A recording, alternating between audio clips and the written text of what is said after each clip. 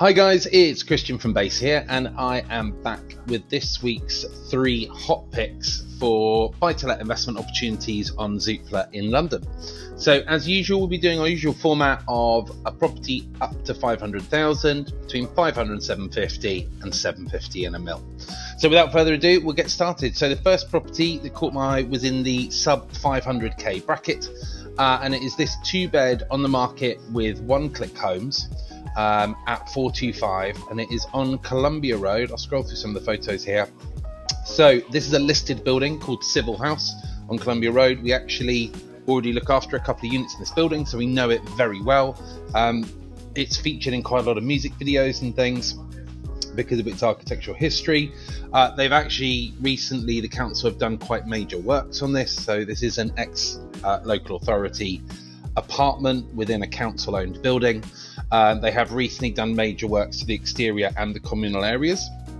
So that is one thing when you inquire, you do need to be making sure that the seller is going to be covering those costs of historical works. Now, skin and bones, dated.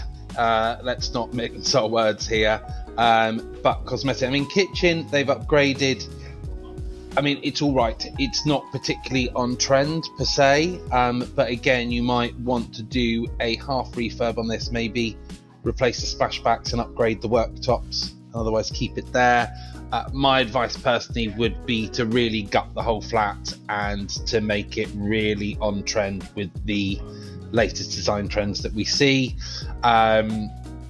And then you should be maximizing your rental return. It's up on the 15th floor. We've got apartments on much lower floors, so higher floor, obviously further reaching views. Columbia Road on Sundays can be a little bit noisy because of the flower market that happens there every Sunday. So being further up will just elevate people away from that general sort of pedestrian noise, particularly in the summer, and particularly if they like lions. Bathroom, yeah, looking a bit grim, with mold on the ceiling and things. So cosmetically it needs a full strip out, but the building and the location is phenomenal. You can't see it, but literally just off site here you've got the start of the traditional part of Columbia Road where they have the market. You've got the Birdcage pub, an array of really nice little shops and restaurants that are there. There's a great little park next door to the building. Anyone with kids, there's a really good playground there, and coming back the other way, there's a really good primary school, and you're just literally a 2-minute walk from Shoreditch. So everything on your doorstep. Now, a couple of things to flag. Service charges, pretty good, 1,500 a year. Ground rent with ex-council properties is always low. One thing to flag though, time remaining on the lease is only 91 years. Now, once you get around 80 and under, it's next to impossible to get a mortgage. That said, mortgage lenders can be a bit funny about lending over an 8th floor anyway, but you just need to be aware of that. You might want to negotiate extending the lease back to at least 125 years as part of the purchase price. Make sure that that is factored into any negotiations alongside, like I said before, establishing the costs of the major works already done. Yeah, we've got a private balcony up on the 15th floor, and OC have quite a lot of information there. So do get in touch with them if that piques your interest. Make sure you establish those couple of elements first. But otherwise, I'd get cracking and offers around 425, and I don't think really should be offering much over that. I think that's an absolute belter of an investment. Done up well, you should be looking at between 2,000 and 2,250 a month, depending on how well you do the interior and what time of year that property comes back to market. But I'd confidently think you do a half decent refurb on that, you should be looking at £2,000 a month all day, every day. Okay, moving on to our properties in the 500 to 750 bracket, and this property on with the Greenwich branch of Winkworth in Greenwich caught my eye. So it's a 3-bedroom modern apartment spread over the 3rd and 4th floor of this modern development. Really nice spaces, big floor to ceiling windows. It's got private balconies, wood floors, decent bedroom sizes. As I said, it's over 2 floors, which usually creates extra storage space as well. Nice modern kitchen, good second bedroom, and third bedroom. It's done out as a kid's room, but I still think that would work comfortably as a third double bedroom. You've got one main bathroom, and then there is a second guest loo. So there isn't a second shower room. That's the only possible caveat that might be a negative. Not so much if you put a family in there, maybe if you put professional sharers in there. There is underground parking with this. There is also an on-site management office. They haven't called it a concierge, so just need to understand exactly what you get for that. Now, again, lease, ground rent and service charge information are not available on this advert, unfortunately, rather disappointingly. So those are the things you need to establish. Service charges are probably going to be quite high. This property is over 1,000 square foot. Like I said, it's got parking, it's got a sort of management concierge office, but it is a chain-free sale. 27-foot kitchen and living room, so loads of things going for it. I think you should be looking at least $32.50 a month on the rent for this one, if done right. You might be able to squeeze that a little bit with the parking space on there as well. But nice, it's on the top 2 floors of the property. That is the roof terrace we can see in the photos of the chairs. So that's the unit in the middle. So it's obviously over there. So again, nice tick in the box that you've got no one living above you.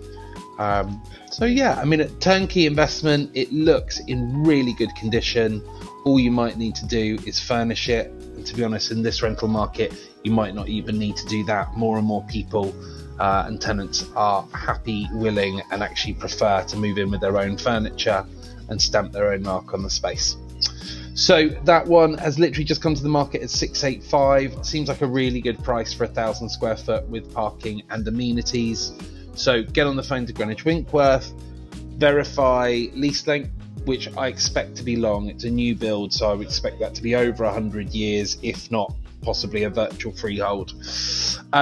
But it's the ground rent and service charges that you need to just understand from an investment perspective. But yeah, a really good one there, and pretty much ready to go, and close to Westcombe Park and Maze Hill overground stations. So well located for transport links. Last but not least, in our £750 to £1 million bracket is this 5-bedroom house on with Central Estate Agents in Walthamstow, on the market at $825,000. Now, it's around 1,400 square foot. You've got 5 bedrooms, 2 bathrooms, a double reception, 30-foot garden. Stop me when you get bored with the list of things this place has going for it. If we scroll through the photos, neutral decor, but it all looks pretty recent. Grey carpets, grey walls, nice modern kitchen. That's the second reception space. So that's the double reception. And then we've got a sort of utility walkway area. Again, if you're going to be renting out, whether it's families or sharers, this compartmentalising a space works really well. Families obviously like to be able to break up their space, but again, for personal sharers, people to do laundry that doesn't impact people using the kitchen, that doesn't impact people watching telly, that doesn't impact people working from the other reception room, doing a bit of work from home, whatever.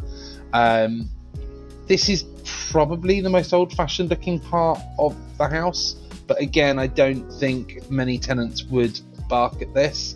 It's a very decent sized bathroom with all the amenities, nice big windows in there, and yeah, otherwise very neutral decor, and again, looks like a bit of a turnkey investment that you can literally just get furnished and rent out. The patio is probably the area that needs the most attention. That is a slightly depressing concrete patio there, but keep it low maintenance. Put down some high quality astroturf so it looks quite grass-like.